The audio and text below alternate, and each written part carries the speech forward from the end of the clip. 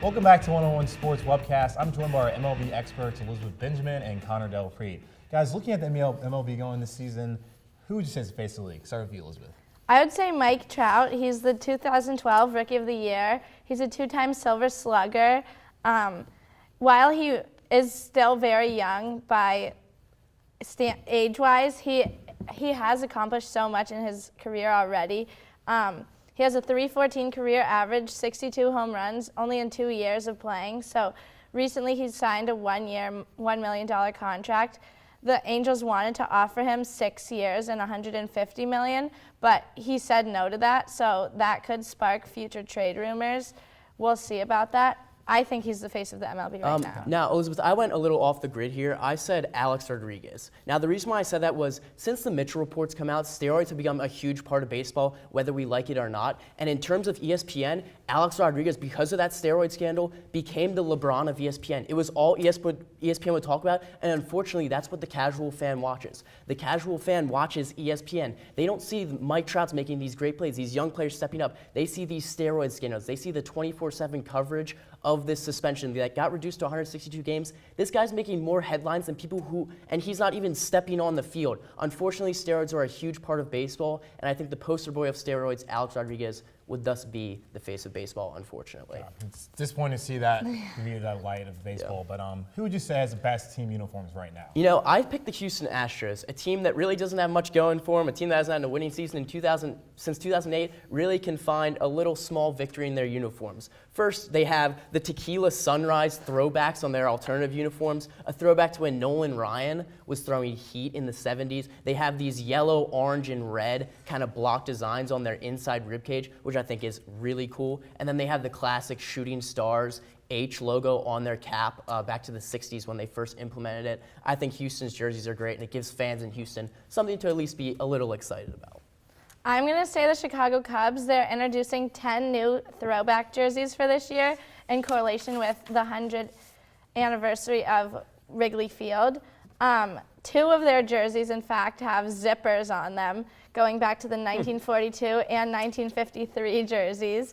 A classic one also is for the 100th birthday against the Arizona Diamondbacks. They have a C with Feds on inside, where they used to be the Chicago Federals. So that's really throwing it back to 1914. Yeah, got all the throwbacks. I got to agree with you, Connor. The Houston Astros, even though Tequila they don't win a lot of Sunrise. games, but those are so Tequila sweet. Sunrise. Okay, so for your favorite team, who would you like to see representing your team? I have to say Clayton Kershaw on the Dodgers. He definitely is already on the Dodgers, but he's one of the best pitchers in the league right now. And aside from that, he's a very good humanitarian. He's gone to Zambia and created an orphanage, and he's won several awards for his humanitarian efforts, but that also is reflective of what he does on the field. He has one of the best records, a 2.6 career ERA, several Cy Young awards. He's very proven, and I would want him. Yeah, Kershaw is definitely the best pitcher in the league, in my opinion. I picked Miguel Cabrera.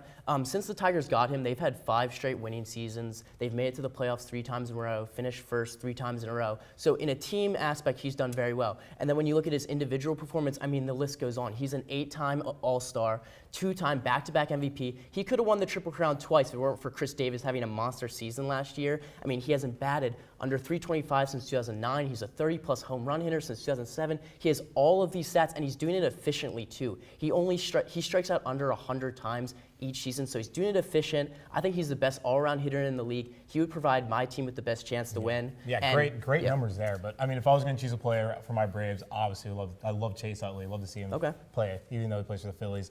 But now looking at who's the surprise team this year? I went with the Orioles from Baltimore. Dan Duquette gave the Orioles fans a little scare this offseason, not really doing anything until about 2 or 3 weeks ago. One of the big needs coming in was a pitcher, and they hadn't really done anything about it. Then, boom, all of a sudden, they signed Ubaldo Jimenez, whose 13 wins and just under 200 strikeouts really helped Cleveland make a push towards the playoffs. While they didn't make it, they still made that push. And then another thing they needed was designated hitter. They lost Valencia to the Royals. What do? They add two-time All-Star slugger Nelson Cruz to an easy one-year, $8 million basement deal. Got a bargain out of that. And then just today they signed Johan Santana, who's going to rehab in the minor leagues and provide what is really needed in relief for the Orioles come down the stretch. I think they could compete with the Red Sox and Yankees this year. My statement is they could come out winning that AL East pennant. I'm going a different way. I'm saying the Seattle Mariners, but this is a bad surprise. They did acquire Robinson Cano. However, he's 31 years old, so signing him for a 10-year contract might not have been the smartest idea. And the Mariners do need him. Although currently in spring training they're in first place in the Cactus League, that might not last. Yeah, it is spring training. League, yeah. Exactly. But they still were underperforming last year because even though they had big names such as Jason Bay, Kendrys Morales, and Raleigh Banez, they don't have those guys anymore. So they really needed Cano as their last effort. And we'll see if he really lives up to it. Mariners need hitting. Not a homer pick at all. Braves are going to win the World Series. That's all we have for this block of 101 Sports. Stay tuned as our NBA experts join the desk.